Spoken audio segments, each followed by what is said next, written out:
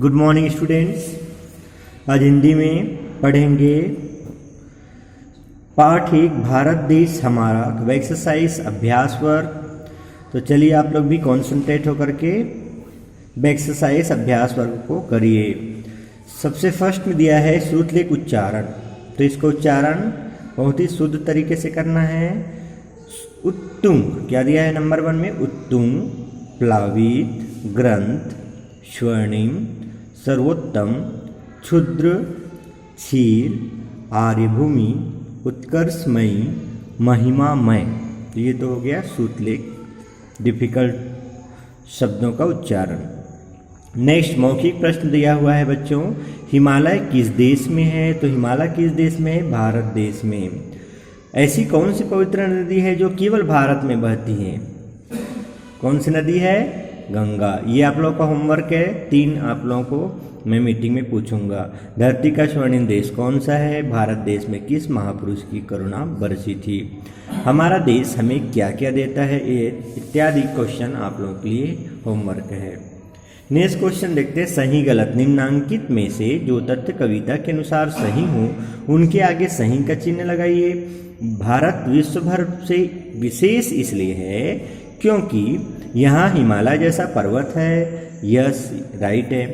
गंगा जैसी पावन नदी है, करेक्ट। श्रेष्ठ ग्रंथ वेद उपनिषद है, ये भी सही है। हमारा देश सोने सा चमकता है, ये भी सही है। यहाँ कई महापुरुष हुए हैं, राइट है। यहाँ ऋषि गीत गाते थे, करेक्ट है। भारत ज्ञान विज्ञान का केंद्र है, ये भी सही है। हमारे आगे कोई टिक ही नहीं सकता, ये भी राइट है। नेक्स्ट, कविता के आधार पर निम्नलिखित पंक्तियां पूरी कीजिए। तो पंक्तियां आप लोग कंप्लीट करिएगा बच्चों बुक से। कविता को अच्छे हाव भाव से पढ़ना भी है और साथ ही याद करना है, ओके। नेक्स्ट है लघुत्तरी प्रश्न, दीर्घोत्तरी प्रश्न। ये तो आप लोग को नोटबुक वर्क सेंड कर दिया हूँ और इसको अच्छे से लर्न करना है, ओके। नेक्स्ट है आशय स्पष्ट कीजिए। यह है देश हमारा भारत, पूर्ण ज्ञान का शुभ्र निकेतन, पुण्य भूमि यह भारत माता, जग की हम तो भीख न लेंगे, कदली चावल अन्न विविधता रू, क्षीर सुधा में लुटा रही है। यह है देश हमारा भारत, पूर्ण ज्ञान का शुभ्र निकेतन। इस कविता इस पंक्ति के माध्यम से कवि क्या कहना चाह रहा है? सुब्रमण्यम भारती जी कहना चाह रहे हैं कि हमारे देश भारत में पवित्र ग्रंथ हैं, उपनिषद वेद पुराण है, जिनमें पवित्र ज्ञान क्या है? समाहित है। इसमें ज्ञान का क्या है? अथाह भंडार है। यहाँ पर भगवान बुद्ध के पवित्र उपदेशों का पवित्र आवास है। शुभ्र निकेतन मीन्स आवास होता है। पूर्ण ज्ञान का जो है वेद पुराण और शास्त्र जितने हैं वे सभी यहाँ भारत में सुलभ है, इसलिए भारत देश महान है। और जो सेकेंड और थर्ड का जो आशय है उनको कविता के माध्यम से आप लोग जो है वीडियो देख करके समझिएगा और यदि किसी को डाउट हो तो मीटिंग में कंसल्ट करिएगा, ओके। नेक्स्ट दिया हुआ है मूल्य आधारित प्रश्न, कोई भी देश आगे कैसे बढ़ता है? प्राकृतिक संसाधनों से अथवा वहाँ के देशवासियों से? देश का नाम ऊंचा करने में आप छात्र छात्रा रूप में क्या सहयोग दे सकते हैं? ये मूल्य आधारित प्रश्न है बच्चों। इस प्रश्न का आंसर, और यह है देश हमारा भारत, पूर्ण ज्ञान का शुभ्र निकेतन, पूर्ण ज्ञान का क्या अर्थ है? अभी जैसे मैंने आपको बताया था, अपना उत्तर स्पष्ट कीजिए। तो ये दोनों आप लोगों के लिए होमवर्क है। इसका जो इस क्वेश्चन का आंसर आप लोग सोच के रखिएगा, है ना। इसको मैं मीटिंग में पूछूंगा।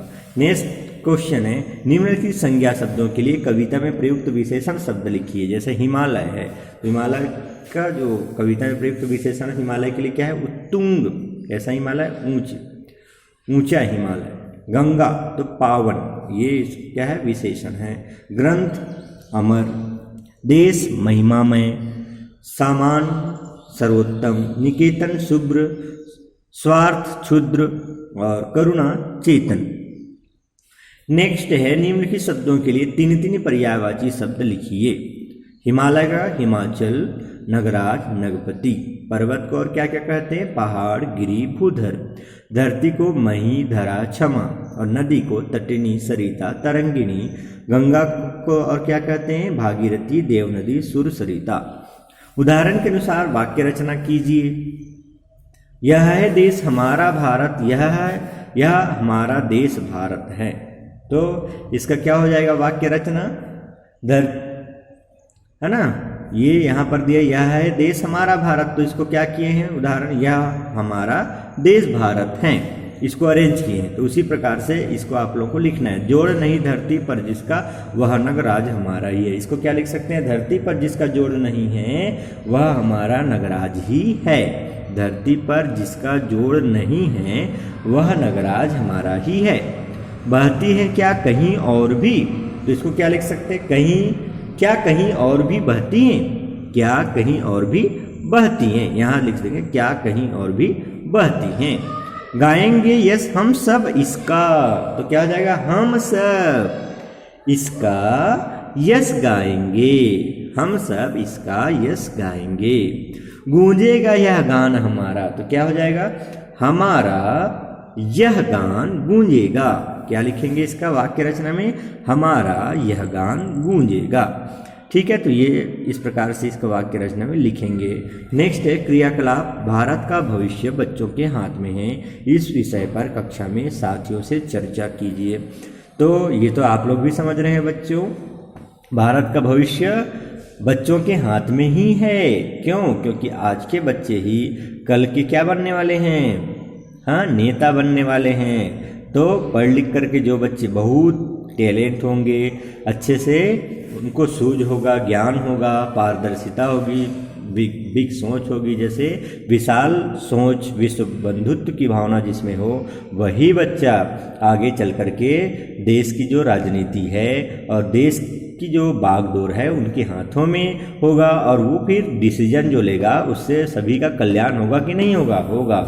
इसीलिए भारत का भविष्य बच्चों के हाथ में है। तो इस विषय पर कक्षा में साथियों से चर्चा कीजिए बोले हैं, तो मीटिंग में इस विषय में चर्चा करेंगे। आप लोग जो है जरूर सोच करके बताएंगे।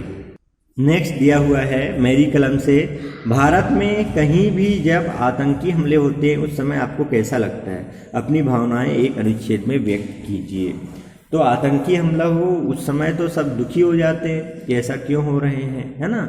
आतंकी हमला मीन्स लोगों का जान का नुकसान पहुंचना, लोगों की मृत्यु तक भी हो जाती है। तो इस प्रकार से सभी लोगों को एक प्रकार से यहाँ पर क्या हो जाते हैं, सब लोग भयावह वातावरण क्रिएट हो जाते हैं और सब कहीं ना कहीं आतंकी हमले की निंदा करते हैं।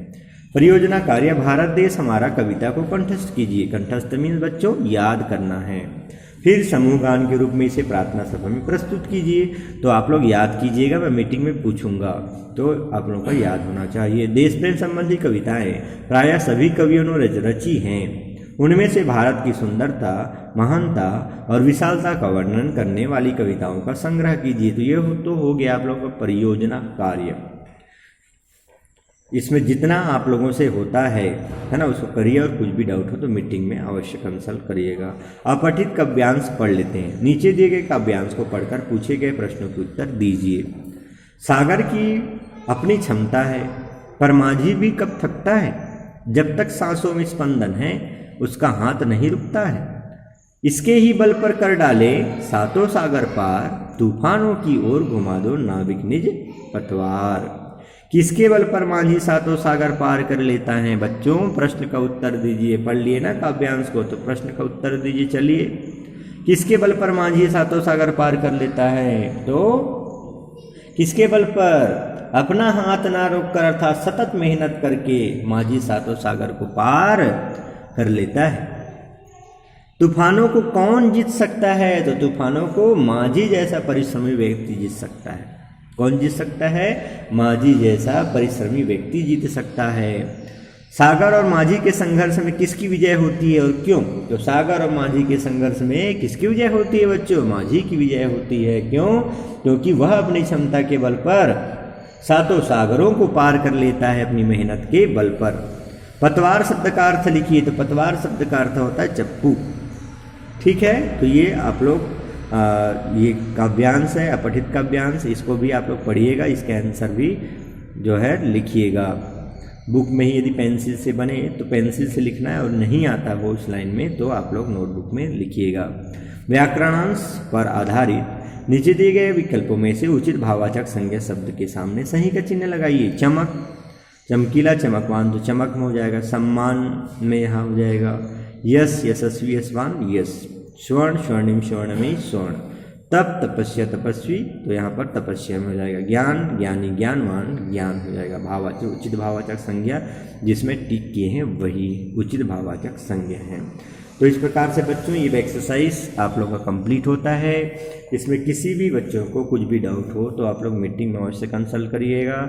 चैप्टर को बहुत अच्छे से पढ़िएगा, समझने का प्रयास करिएगा और चैप्टर को पूरी जो कॉन्सेप्ट है वो क्लियर होना चाहिए कि इसके बारे में क्या है। इनसे मैं 20 से भी क्वेश्चन आप लोगों को मीटिंग में पूछूंगा, तो अच्छे से चैप्टर को समझिएगा। ओके।